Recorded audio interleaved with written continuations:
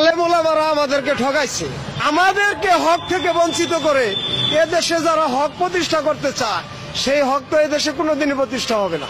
আলেম ওলামারা আমাদেরকে ঠকাইছে। ওই আল্লামা মামুনুল হক বলেন, ওই মিজানুর রহমান আজহারি বলেন, এরা আমাদেরকে ঠকাইছে। কিভাবে জানেন?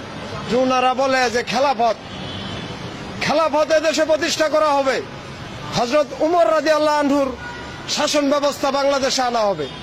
যে হযরত উমর রাদিয়াল্লাহু আনহুর আমলে তো একটা পাহাড়ে একটা দুর্গম মানুষের খবরও তিনি জানতেন।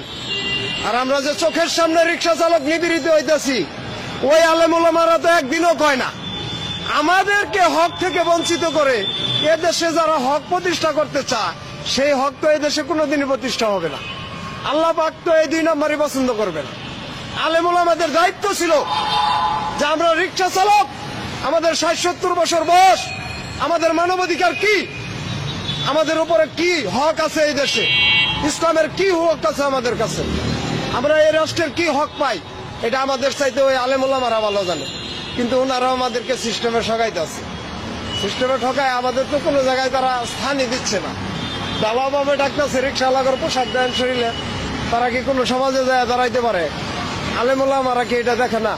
হযরত উমর রাদিয়াল্লাহু আনহুর সময় তো কেউ বঞ্চিত হয়েছে না।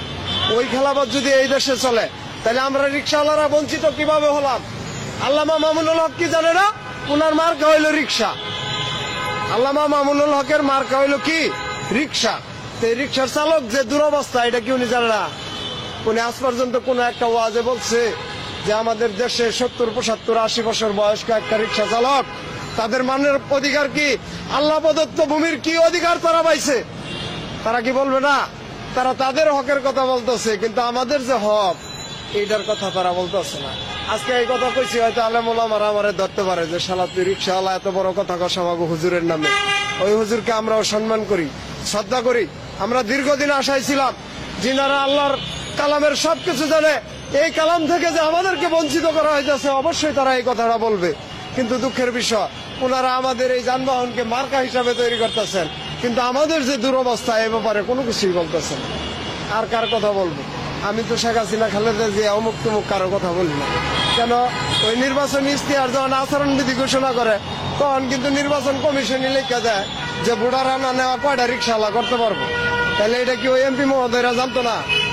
তারাও জানতো। তো সবাই মিলে একটা জাতিকে ঠকাইতেছে।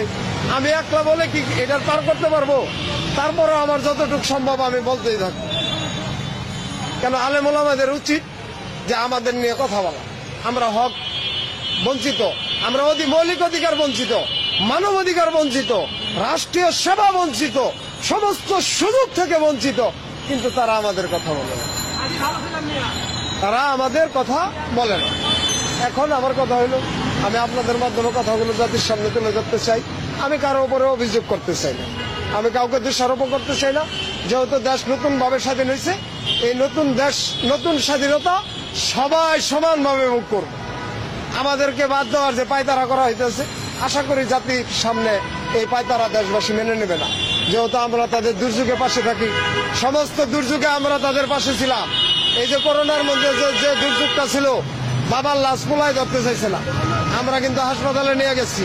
ওই নিউরো সায়েন্স আগারগাঁও, ওই মুগদা মেডিকেল, ওইসব জায়গায় কিন্তু আমরা নমুনা নিয়ে গেছি।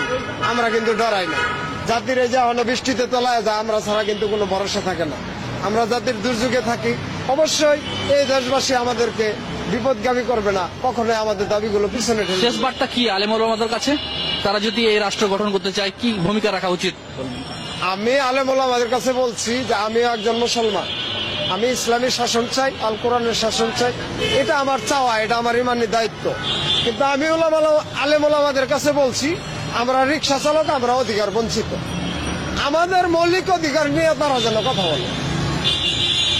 আমরা তো শিক্ষিত না, আমরা কিভাবে বলবো? ওনারা আমাদেরকে বাদ দিতেছেন কেন? ইসলাম তো কাউকে বাদ দেয় না, এটা তো শান্তির ধর্ম। আমরা তো মুসলমান, আমাদেরকে এভাবে ছেড়ে দিলেন কেন? এই যে রিক্সা চালকদের মধ্যে যে কি অবস্থা, আপনি জানেন না? আমাদের নাম কোনো ব্যাংকে নামই নাই, কোনো ব্যাংকে আমাদের নামই নাই, আমরা বিশ্বের কাছে দেনা। তো হুজুরেরা কি এইসব বিষয়টা জানে না? হুজুররা কি এই পলিসিটা আমাদের সামনে কোনোদিন তুলে ধরছে?